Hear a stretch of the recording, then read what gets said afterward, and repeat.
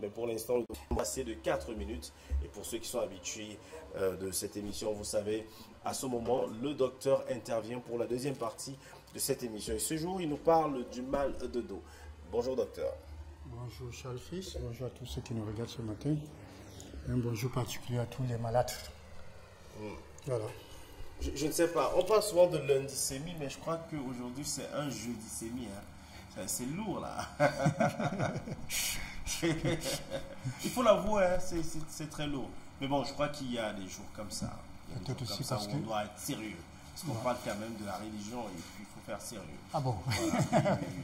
On ne va pas quand même se mettre à sourciller, à blaguer quand on parle des choses. C'est vrai que c'est avec intérêt que j'ai suivi le prophète tout à l'heure intervenu. Bolo, ouais. Voilà.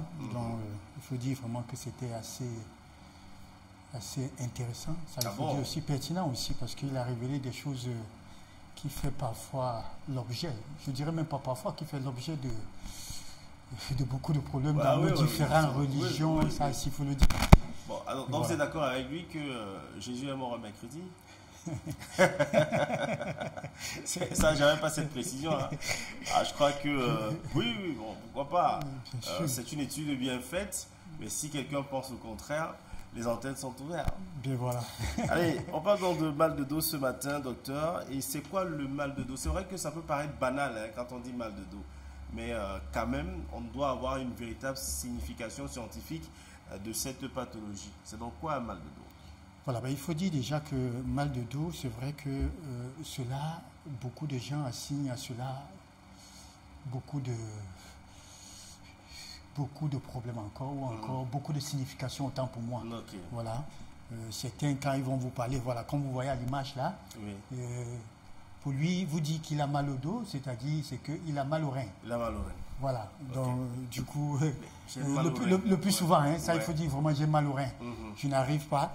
Et moi, de poser souvent la question, mais tiens, est-ce que tu sais que si tu as vraiment mal au rein, tu ne vas pas parler. Tu ne vas pas parler parce que... Alors, je crois que ce qu'il faut comprendre ici, c'est que le mal, justement, de dos, il s'agit précisément de ce gène-là physique, de ce malaise-là, c'est-à-dire parfois cette sensation de malaise-là qu'on a au niveau de la colonne vertébrale, ou encore au niveau dans le dos, là. Voilà. Donc, c'est voilà un peu l'explication qu'on peut donner à ça. Mais il faut dire maintenant que le mal de dos, vraiment, il y a beaucoup de pathologies. C'est-à-dire, en principe, il faudra savoir le situer. Pourquoi? Parce que la colonne vertébrale est composée en 3, est subdivisée en 3. Bien évidemment, il y a supérieur, il y a le milieu, il y a le bas. Ça, il faut le savoir maintenant. Au niveau du haut, qui est le cou, peut également, vous pouvez avoir des problèmes quand on dit cervical. Et ça, justement, ça se répercute au niveau de la colonne vertébrale et que vous avez mal au dos. Ça peut être au milieu, où on dit dorsal, et ça également, c'est un problème. Ça peut être maintenant en bas, au niveau du corset là, et on parle justement de lombaire. Ça également, ça peut être un problème. Voilà. Et là, on généralise, on dit mal de dos. Oui, c'est vrai que j'ai envie de vous poser la question de savoir où se situe véritablement le dos alors. Quand on dit le dos c'est où? Oui, mais c'est cette composition, cette décomposition que j'ai fait là. Ça commence, le dos, c'est tout ça. À partir du cou jusqu'au niveau du, pour ne pas dire les fessiers, hein, le corset là. Voilà. La ceinture là. C'est ça la séparation. Après, c'est les fesses. Le dos commence là et ça monte. Voilà. Donc, n'ayez pas mal au dos et allez dire que vous avez mal au rein. Justement. Je voulais apporter cette précision. Oui, voilà pourquoi lors des consultations, le médecin demande de préciser. Hein, vous précisez par le droit et lui également par l'examen clinique au moment de scruter et tout ça là. Et lui-même, il pose le doigt et tout ça pour pouvoir... C'est là, la douleur, c'est là, ainsi de suite. Et ça permet justement de savoir exactement là où se situe la douleur. Voilà. Qui est donc concerné par le mal de dos? Mais il faut dire aujourd'hui, Charles Fils, tout le monde est concerné. Hein.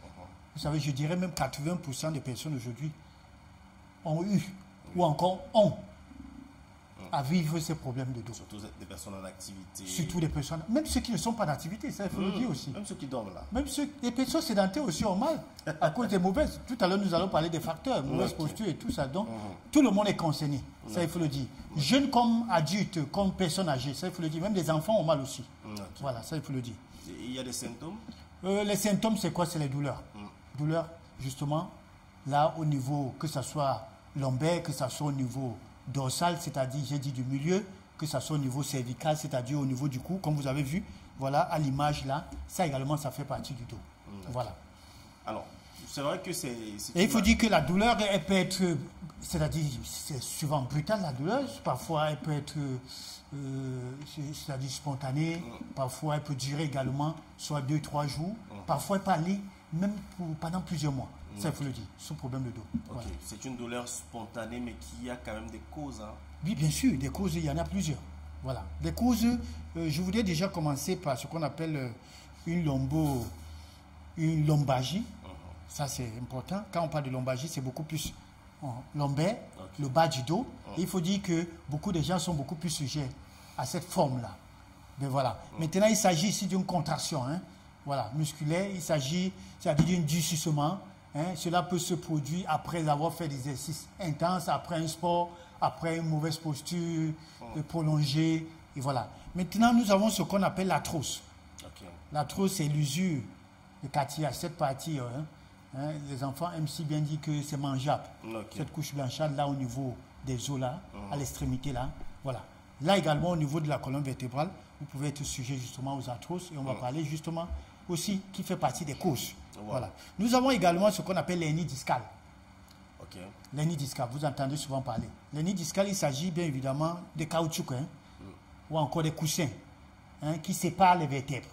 Alors, elle peut subir des dommages rompu, ça peut s'éclater, et ça, on parle d'hernie discale. L'une des causes également, c'est ce qu'on appelle sciatique. Sciatique, c'est quoi? C'est les nerfs. Quand on parle de sciatique, c'est les nerfs. Voilà. Voilà en quelque sorte les causes de ce qu'on pourra parler mal de dos. Alors, quand vous parlez de mal de dos, justement, il faudra déceler l'origine ou encore la cause pour savoir justement comment prendre la chose en charge. Voilà. C'est vrai qu'on parlera du diagnostic tout à l'heure. Voilà. Et quelle est la personne qu'on est censé consulter quand on a le mal de dos. Mais on peut quand même aussi préciser qu'il y a des facteurs de risque. Voilà, les facteurs de risque, il faut dire port de charge trop lourde. Il faut parler de mouvements brusques. Il faut parler de cette mauvaise posture-là. Et ça, je voudrais dire qu'il y a des gens dont le travail professionnel, c'est-à-dire le travail, est justement lié à ces facteurs-là. Hein, vous voyez des enseignants, des personnels de santé, des journalistes. Ouais, un journaliste, il sort en longueur de journée, il est sur le terrain, à l'émission, il est debout, voilà, autant de choses. Voilà. Donc, voilà les facteurs qui favorisent. Hein. C'est vrai aussi qu'il y a la grossesse, les femmes enceintes sont beaucoup plus sujets à la lombalgie. Il y a également le surpoids. Le surpoids également, c'est un facteur de risque. J'ai parlé de la mauvaise posture. Je parlerai également du port de talons. Hein, ça, je m'adresse à ces femmes-là. Voilà, aux dames là. Il y a les hommes aussi qui mettent des talons. C'est nouveau quand même. Ok, voilà. Alors, le port de talons également, ça également, il faut. Et les mauvaises postures aussi au lit. Voilà, ça également, ça fait partie des facteurs. Voilà. Alors, pour ce qui est de la mauvaise posture au lit, vous pouvez quand même nous recommander quelques postures. Qu'est-ce qu'il faut? On dort comment? On est censé dormir comment, peut-être pour éviter ça? Voilà, il faut dire qu'il faut dormir déjà. C'est bien de dormir sur le profil, le côté. Le profil, c'est-à-dire comme ça. Voilà, ça c'est bien. Maintenant, ça va dépendre de vos antécédents. Hein. Ça va dépendre de vos antécédents. Maintenant, mais normalement, je veux parler d'une manière générale. C'est bien de dormir sur le profil. Il faut alterner du côté gauche ou bien du côté droit. C'est vrai qu'on dit que le côté gauche est plus conseillé, ça c'est vrai. Mais maintenant, on peut dormir également sur le ventre. Sur le ventre. Voilà. Vous allez voir des gens qui ont des problèmes d'insomnie. Vous dites, bon, quand je me couche sur le dos, vraiment, je n'arrive pas à trouver de sommeil. Mais pourtant, quand je suis le ventre, voilà. Alors, si le ventre lui permet de pouvoir bien dormir, alors il peut se coucher. Mais il faut dire qu'il faut alterner. Ça, c'est important. Maintenant, posture également, mauvaise posture aussi, cela également concerne nos activités, c'est-à-dire l'activité sexuelle. Je crois que nous l'avons déjà décrié plusieurs fois sur le plateau. Cette mauvaise posture aussi, c'est vrai que pendant l'acte, vous pouvez ne pas sentir avoir des problèmes. Mais après, voilà pourquoi j'ai parlé de contraction. Hein, cette forme de lombalgie-là, après l'acte, justement, à cause de cette mauvaise posture que nous prenons pendant l'acte, après 2-3 jours, on peut justement être sujet à ce qu'on appelle une lombalgie, qui serait justement les conséquences de ce que nous avons fait certainement hier ou avant-hier. Voilà. Docteur, ne me posez surtout pas la question de savoir quelle est la posture que je prends quand je dors, parce que moi, quand je dors, je suis parti. Hein. Voilà, je ne connais pas si dans tous les sens. je suis là ou je suis là. Voilà, non, ça, Ce que je sais, c'est que vrai. au moment où ça se passe là, je suis déjà parti. Je dors. Okay. Et bon, mon réveil est aussi automatique. 4 heures, je suis déjà debout. Et c'est la raison pour laquelle parfois je dis, ah, Dieu seul sait comment j'ai fait pour me lever. Ah oui, ça voilà. c'est vrai, il faut le dire. Voilà, Dieu seul sait. Parce qu'il y a des gens qui dorment et puis qui dorment éternellement. Il y en a qui dorment et qui se réveillent. Il faut dire aussi qu'il y a certains qui dorment et qui se retrouvent au sol. Voilà. Ça, il faut le dire. Il y en a qui dorment, qui font le tai chi, les arts martiaux. Voilà. Vous dormez avec quelqu'un là. Son pied est là dans votre bouche. Dans votre bouche, voilà, justement. Ça également, voilà autant de facteurs, justement. Alors, docteur, quel est donc le diagnostic qu'on est censé faire et qui doit-on consulter? Ok, déjà, il faut dire, diagnostic, que c'est important de le dire parce que je disais à l'antenne déjà que quand on parle de mal de dos, vous conviendrez avec moi que ça va dans tous les sens. D'où les personnes qui sont souvent interpellées, c'est des masseurs. Quand je dis masseur, je parle ici de la famille. Si c'est une maman ou un papa, il dit à son fils de monter sur le dos. Voilà, et tout. Saute. Voilà, saute, faire autant de choses. C'est vrai que ça nous procure du bien quand on le fait. Ah, okay. Jamais on l'a fait et que vous dites non, j'ai mal. Non, ça nous procure du bien à l'instant. Mais je venais de dire quelque chose tout à l'heure, faites attention à ce qu'on appellerait une contraction musculaire qui pourrait se créer après, ou encore la langue, à cause de ce massage, je ne sais pas si je peux appeler artisanal. Faites très attention, le diagnostic doit se faire par un professionnel. Ça veut dire qu'il faut aller consulter, et la consultation passe par un médecin traitant qui va se référer justement, qui va vous orienter vers un spécialiste qu'on appelle notamment un rhumatologue. Ça, c'est important de le dire. Voilà. Si vous ne pouvez pas, d'ailleurs nous avons des très grands rhumatologues dans notre ville, si vous ne pouvez pas aller chez un médecin traitant, allez directement rencontrer un spécialiste qui est un rhumatologue pour ces problèmes de dos. Voilà. Alors, et quand on est sujet à ce problème de dos, comment est-ce qu'on fait pour le soulager? Voilà, ça il faut dire déjà, la première chose c'est le repos. Vraiment un repos s'impose. Okay. C'est d'abord le repos. C'est vrai qu'il faudra prendre des antalgiques. Les antalgiques, ça veut dire pour calmer la douleur, parce qu'il y a la douleur qui se crée, voilà, qui se manifeste. Il faudra prendre des anti-inflammatoires. Ça, toujours sur le contrôle d'un expert. Oui, faites attention de prendre trop des corticoïdes, des anti-inflammatoires, parce que là également, c'est facteur à beaucoup de maladies. Ça, il faut le dire, hein, parce que je ne voudrais pas parler du diabète pour beaucoup de choses. Donc, évitez les anti-inflammatoires, parce que j'en connais certains, ils passent leur vie à prendre que des anti-inflammatoires. Il a mal au dos, il a mal à la dent, il a mal à c'est les anti-inflammatoires.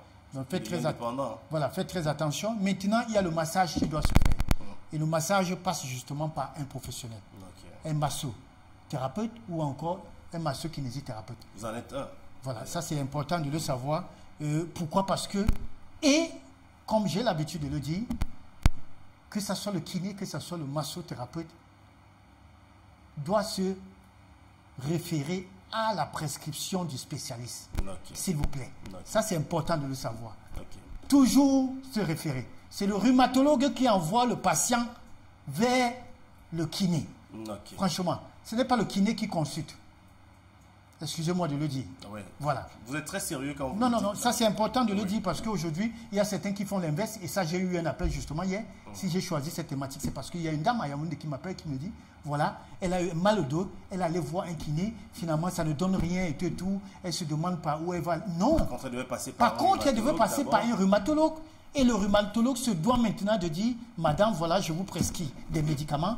Entre autres, allez rencontrer un kiné qui va justement vous masser. Ça, c'est important. Maintenant, le kiné, ce qu'il a fait, justement, c'est les étirements, la musculature, tout ça. Parce qu'il faut dire que cette zone-là se doit d'être musclée. Voilà. Et ça, des exercices passifs et actifs, ça va permettre justement de vous soulager. Voilà. Pour sortir donc, docteur, comment prévenir le mal de dos? Le mal de dos, justement, la prévention passe par notre mode de vie. Voilà, je crois que de par les facteurs de risque dont nous avons énumérés tout à l'heure, ça permet justement de pouvoir faire le contraire. C'est-à-dire éviter ces ports de talons-là en longueur de journée. On ne porte pas les talons pour passer toute une journée avec ça. Je m'adresse à ces femmes-là.